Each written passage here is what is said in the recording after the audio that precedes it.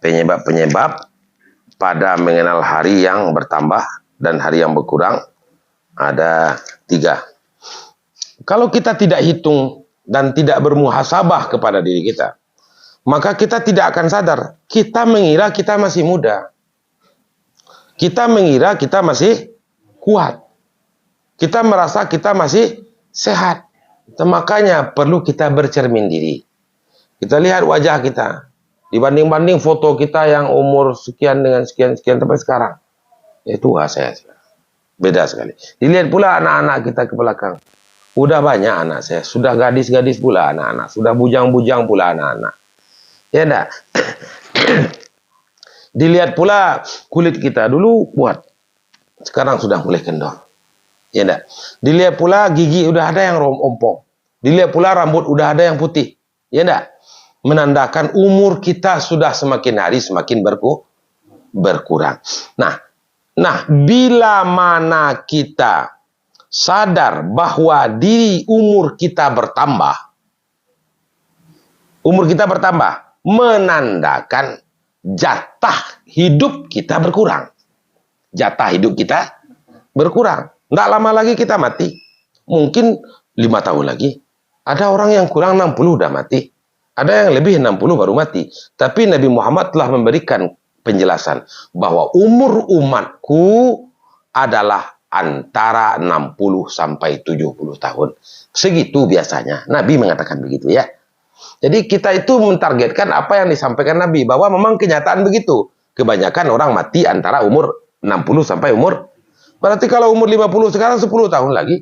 10 tahun lagi bisakah kita menutupi dosa kita yang 50 tahun sebelumnya dengan waktu yang tinggal sebanyak 10 tahun? Inilah yang membuat kita malu mengatakan kita taat.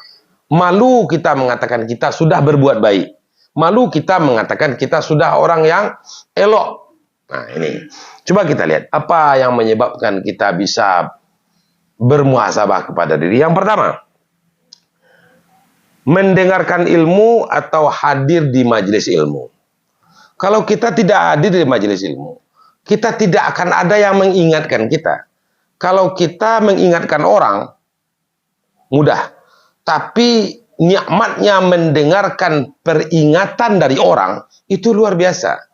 Ya, kebenaran yang sama kita sampaikan dengan kebenaran yang disampaikan oleh orang kepada kita, itu masuknya kepada hati kita berbeda dia.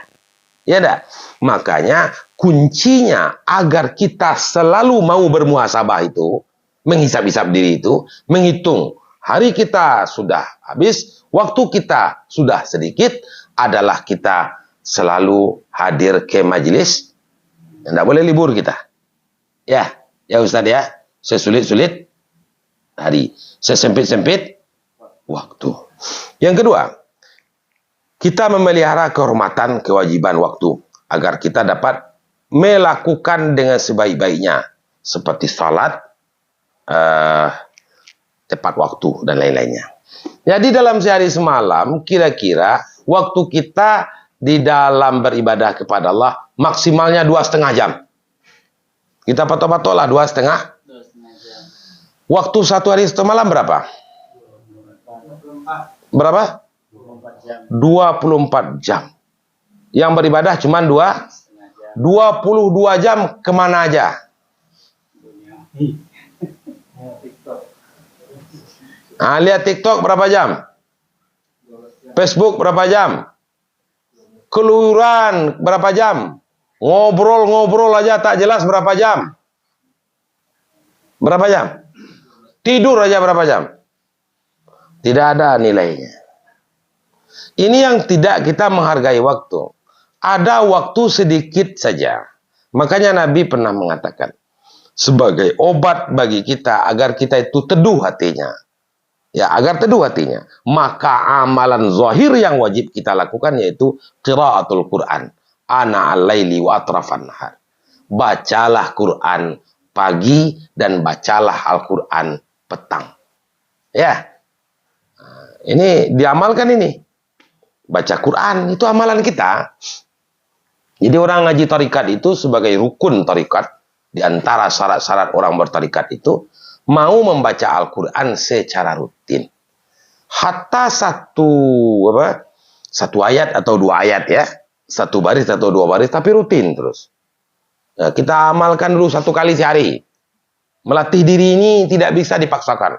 Nih lagi semangat nih, lagi jos.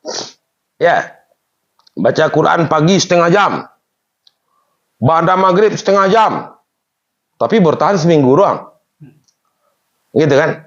Nggak perlu begitu. Latih diri pelan-pelan. Karena manusia ini berat merubah tabiatnya. Ya, berat sekali merubah tabiat.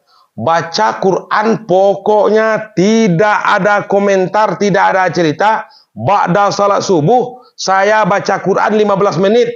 Usahakan. Belum kuat 15 menit. Karena gangguan Facebook. Gangguan WA. Gangguan TikTok. Gangguan media sosial. Gangguan anak. Gangguan kerja. 5 menit. Tapi tetap dikerjakan. Pokoknya ba'da salat subuh 5 menit baca Quran. Itu syarat. Makanya hatinya bisa bercahaya. Ya, nah itu. Karena kita menghormati waktu. Udah. Kalau ditanya sama orang, kamu umat Islam ya? Iya.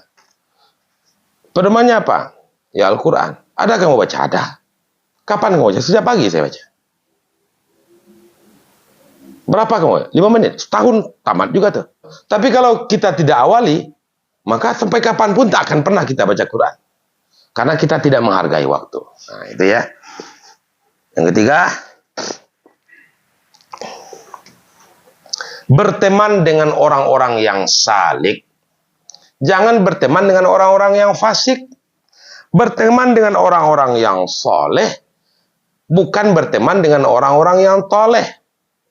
Salik, orang yang mau berjalan menuju Allah. Itu salik namanya. Ya, orang yang suluk. Seperti kita ini lagi suluk semuanya. Ya.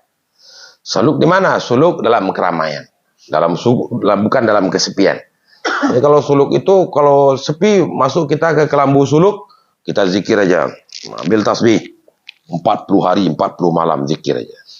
Nah, itu suluk dalam tempat yang sepi namanya. Kalau suluk tempat yang ramai, enggak. Boleh kita menahan hati walaupun kita berada di kebanyakan anak manusia. Tapi hati kita selalu jaga dengan Allah. Nah, kita berteman dengan orang-orang soleh. Bukan dengan orang-orang yang toleh. Toleh itu apa? Orang yang calih kalau bahasa awalnya. Calih itu apa tuh? Yang banyak akal. Nah, inilah kunci bagi seseorang untuk agar hidup hati. Kunci pertamanya agar hidup hati itu, jangan tinggalkan majelis ilmu. Kunci keduanya, hormati waktu. Jaga waktu. Kunci yang ketiganya, berteman dengan orang baik aja. Jangan mau berteman dengan orang yang akan membawa akhlak kita jadi jelek. Oh, kalau berteman dengan orang yang tidak pernah memikirkan hidup akan mati, hancur kita, Pak. Ngomong dengan dia tidak ada kecuali duit, duit, dan duit, serta duit, kemudian duit, dan sesudah itu duit, terus dan duit, duit, ke duit. Kekayaan-kekayaan dunia aja. Padahal setelah dia mati, yang beruntung dia atau anaknya? Anaknya mendoakannya enggak? Enggak pernah, karena anaknya enggak pernah diajaknya ngaji. Kan ini jadi persoalan hari ini nih. Ya enggak? Betapa banyak orang mempunyai harta yang melimpah, tapi anak yang durhaka. Tapi ada orang mempunyai harta sederhana saja, tetapi anaknya menjadi anak yang soleh. Kenapa? Karena dia bawa anaknya.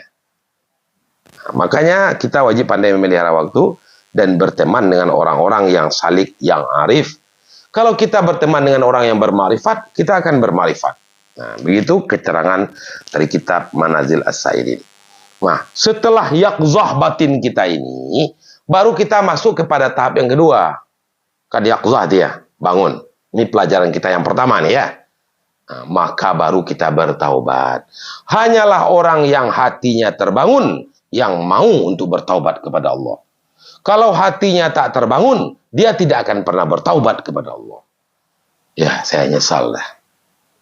Ya, kalau kita hadir ke majelis ilmu, walaupun hati kita mendengarkan omongan guru, separuh-separuh nih. Bener lah ndak nih guru tuh benar apa bilang. Turu-turu. Ya Ustaz ya. Nih kayaknya dia ngomong aja nih Ustaz ini. Dia tuh mengerjakan dosa juga nih gitu. Hati kita ngomong gitu. Bukan bapak-bapak aja, saya juga gitu. Hati kita itu selalu membangkang. Kalau kebaikan disampaikan orang, maka kerja kita itu nolak. Jarang kita yang hatinya lembut mau nerima. Kalaupun dia nerima, dia bisa pisahkan. Ini nggak benar nih omongannya. Ini nggak betul nih. Sibuk menilai-nilai. Itulah sifat dan watak karakter manusia. Khuliqal insana jahula. Diciptakan manusia itu dalam keadaan jahil. Diciptakan manusia itu dalam keadaan zalim. Zalim kepada dirinya. Ngapain kita nilai-nilai orang? Ya dah. Unzur ila qal wala tanzur ila man qal. Pandanglah apa isi buah kata. Jangan pandang orang yang mengatakan. Kan begitu. Kalau kita pandang orang yang mengatakan, tidak ada orang yang terbebas dari dosa. Ya kan? Dicari-cari orang yang tak berdosa di dunia ini. Kemana kita cari bang? Ada enggak di Singapura orang yang tak berdosa? Banyak orang berdosa daripada orang tak berdosa, saya kira. Ya, sama juga di Indonesia. Ya dah. Mana banyak orang dalam masjid dengan luar masjid? Banyak orang luar masjid, makanya banyak yang berdosa. Jadi kita tidak bisa melihat orang. Kita melihat apa yang ia sampaikan. Makanya kegalauan hati kita kepada orang yang menyampaikan kebenaran, tak usah. Ini betul-betul di stop. Nah, setelah terbangun kalbu kita, maka kita baru bertaubat. Mampu dan bisa bertaubat kepada Allah. Maka pembahasan yang kedua, taubat.